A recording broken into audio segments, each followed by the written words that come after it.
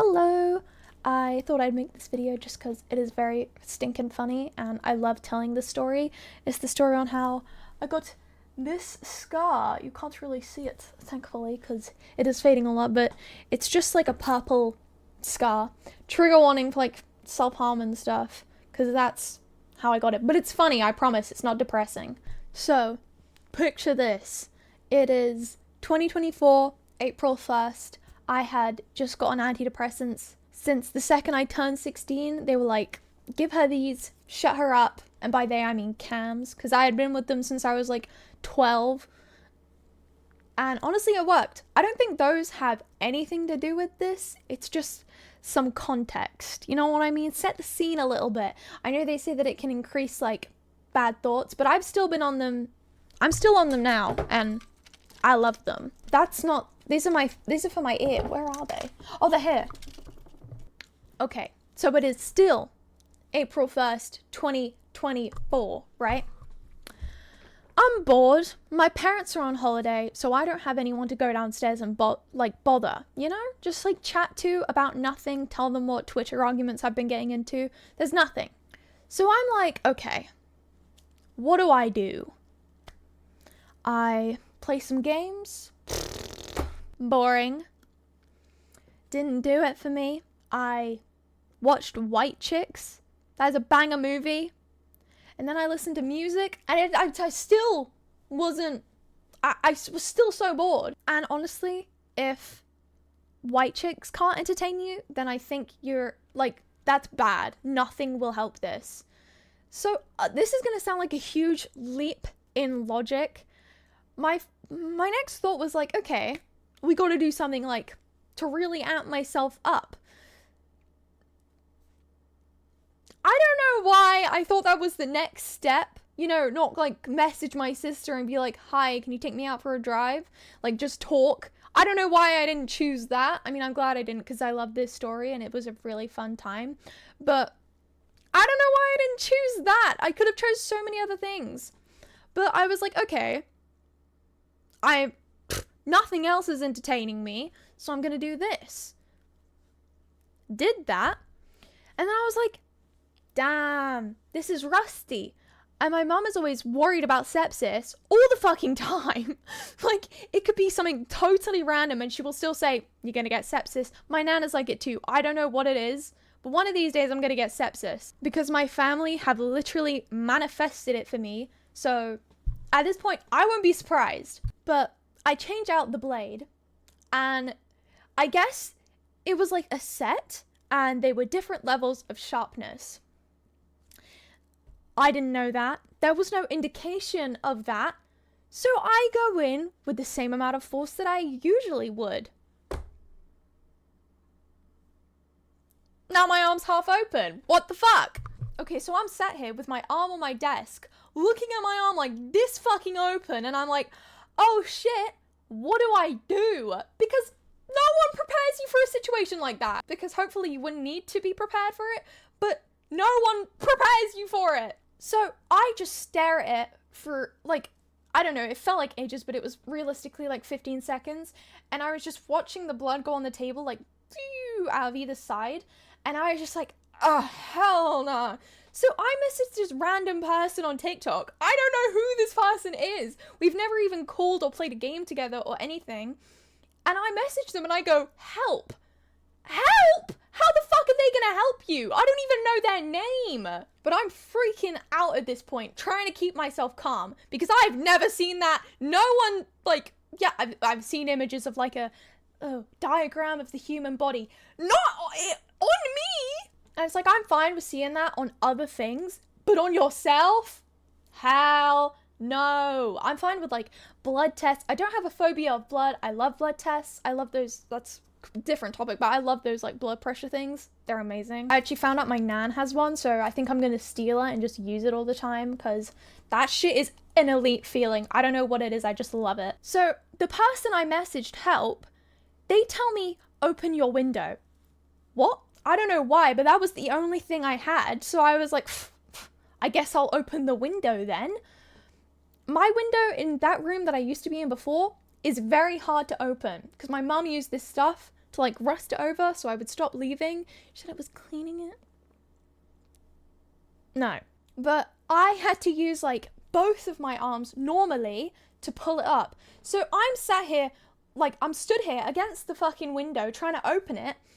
It's not opening, obviously, because the window doesn't fucking open. Another important thing to know is that I don't like my mirrors on the wall. I like them against the wall, leaning against it. I just think it looks cuter, personal preference.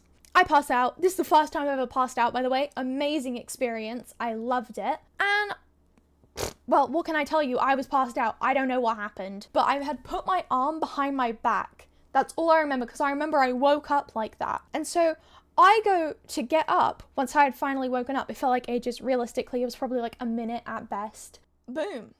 My mirror falls on my fucking head. Literally kick a girl while she's down. My arm's half open. There's blood all over my room. Now I've got a fucking mirror on top of me. On the floor. I wasn't on the floor. I was like in the corner of my room. There was also blood on the wall behind me. I don't know how that got there, but whatever. So I wake up for the second time, the final time, and my arm is still behind my back because I know that if I see it, I probably will freak the fuck out because that shit is terrifying. I didn't look at my arm this entire time, okay? First thing I do, I really needed to pee, so I called Lola, my friend, and I peed because I don't know, I still don't know what I do. So I'm on the toilet, on the phone to Lola, and we're just laughing. I'm like, bruh, my arm is open. Like, what do I do? And she was like, bro, call your sister. And I'm like, oh, but that's awkward. Like, that's embarrassing. You know what I mean? So I don't call my sister. I call my ex, who lives really close to me. So I call my ex, and I heavily dislike that guy for so many reasons. Not a good person, but he pulled through when I needed him one time, so thank you for that. So I call him over. I'm like, do you think I'll need stitches? And he's like, yeah, probably. One of my life goals was to never have like a surgery, and stitches would count as a surgery. I don't know, it's just a life goal, you know what I mean? I don't want that. Just because then I can die and be like, I lived my entire life never having a surgery. And that's an awesome thing to say. So I'm still, like, not looking at it. I'm like, wrap it up or some shit. Because I have a whole box of, like, wrapping stuff. So I'm like, you do that. I'm just gonna look this way. And then he's like, you should call your sister. And I'm like, oh, I really don't want to do this. Even though me and my sister, we have, like, I wouldn't say we're close, but I could tell her anything, you know what I mean? Like, we don't talk all the time, but I know she wouldn't judge me. Obviously, she's my sister. So I don't know why I didn't want to tell her. I don't know. I guess I didn't want to make it a whole thing. I just seemed like a lot of effort. So I call my sister, her and her girlfriend come over, and then he leaves. And I'm showing it to her, to my sister's girlfriend, and I'm like, do you think I'll need stitches? And she's like, I don't know. Let me clean your room so you can calm down, like get all the blood off, so you can calm down and talk to your sister. And the entire time throughout this, all I was repeating was fucking magnet. Do you know magnet? From fucking Stranger Things with the little Russian guy. I love him, by the way. Rest in peace. That's all I was saying. All I could think of was magnet. And keep in mind, none of this hurt. I think I just had so much adrenaline that, like, nothing hurt except for when the guy cleaned it. But we're not at that point of the story yet. So my sister's girlfriend has cleaned a lot of the blood off. Thank you, Chantel. And now, my sister and her girlfriend is saying, you know what, let's call another person. Let's call Lolly and Alex. And I'm like, okay, let's do this. Lolly and Alex, hey, what's up? Not seen you in ages. Here's my arm. And Lolly's like, I don't want to tell you need stitches because I really didn't want stitches because that's scary. And I didn't want to break my rule. Basically, she didn't want to scare me, but she also didn't want me to be, like, she didn't want me to have an infection. She was like, I would feel so guilty if we didn't do something and then you had a really bad infection. And I was like, okay, you know what? That makes complete sense. But I'm still really against this idea. So I'm like, are you sure? Like, are you sure though? You sure I can just sleep it off? I still to this day believe I could have. I mean, if the scar would have been way bigger, but like, I could have slept it off. But I really like hospitals, so I'm not complaining too much. So she's like, you know what we should do? We should call your nan. Oh yeah, I forgot to mention, my parents were away this whole time. I don't know if I said that. My parents were on holiday in Spain. I probably should have mentioned that. Yeah, they weren't in the country. So that's why all of this was able to go on and my mum wasn't like, ah, which I'm very grateful she actually wasn't home, because my mum is a very lovely lady. She's a very dramatic lady. So my nan comes over. She's also a very dramatic lady. And so I was expecting her to be like, what the hell? Ivy, what did you do? How she would to anything else. I show her it and she's like, get in the car. We're going to the hospital. And I'm like, okay. Never seen my nan like this. It's a bit scary, but we're going to the hospital. Boom, we're in the ER. Quiet ass car ride. I was trying to crack jokes. No one was having it. Stale crowd. By this point, I'm pretty sure, yeah, it was Chantel, my sister, and Lolly, and my nan, who was driving. We're all on our way to the ER. We're there. The lady takes it off and she was like, how long do you think you were passed out for? And I was like, anywhere from 20 seconds to 2 hours. Because it felt like it was ages, but I knew realistically it probably wasn't. But I was like, just to be safe, I'll tell you. I think it was 2 hours, but I don't think it was. I'm confused now. But her taking those bandages off fucking hurt because the blood had dried a little bit.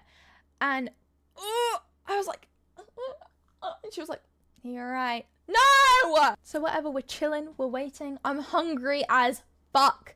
And by this point, my nan's gone outside. I'm thinking, oh, no! Because I know she's called my mum. My mum is so extremely anxious. This is the worst thing that could have possibly happened. So I'm like, oh fuck. I'm not worried that my mum will be like, why the hell did you do that? Well, she was like that, but not in like an aggressive, mean way. She was just like, you know, very worried, as any parent would be. And so I'm thinking, oh fuck, I'm never going to be able to live this down. And I start getting messages from my father, which I like my dad. And he wasn't like freaking out or anything. He just messaged me, oi, you little dickhead. Not funny. I told you to talk to me. You're getting a punch when I see you. Also, I love you millions. Is it really that bad? I see I need stitches, and he said, you'll need stitches after I'm finished with you. Also, another thing I got was this. That's the date. That's the time. Oh, wait, did I say April? Okay, it was May. Same thing. And it says, great savings on everything from ramen to razors. Keep in mind, I'm still waiting in the ER. I get that! Life is so beautiful. Life is art. So I end up talking to like one of the doctor people, and he's like, yeah, you're gonna need stitches. And I'm really bad at hiding emotions, so my immediate face reaction is because I really didn't want stitches. And then I had sat down and waited for like another 5 minutes, and he called me back up and was like, okay, we can glue it. So yeah, I'm sat there on the table. All I remember really is his hair looked like pot noodle. And he was speaking to me about Overwatch. King. Okay? I had such a great time. It's actually unbelievable. I love it when all my family is together. And I also love being outside at night. And I also love hospitals. So I was just having a great time. And I got to speak to someone about Overwatch. If you want me to be honest, I would do it all over again. That was so much fun. So yeah, he cleans my shit up. It hurts like a bitch. That was the only part about it that hurt. It didn't even hurt when it was healing. So I don't know, maybe I'm just a fucking Sigma male. But that shit was so painful. So he's just doing it. I'm just like,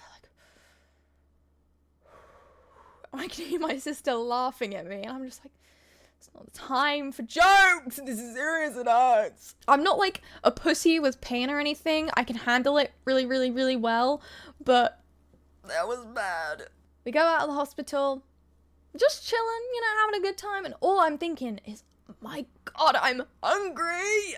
So I messaged my dad and I'm like, yo, can you send me some money? I want to order food. And he's like, what the fuck is open? It's 2 a.m. now, bitch. And I'm like, Subway, duh. Subway near me is open 24 hours, homie. So I'm fucking ordering, yo, can you give me some money? £10. I went through all of that for a tenner. Are you kidding? I could have died and you giving me a tenner. Okay, but I did order Subway and I had a great time.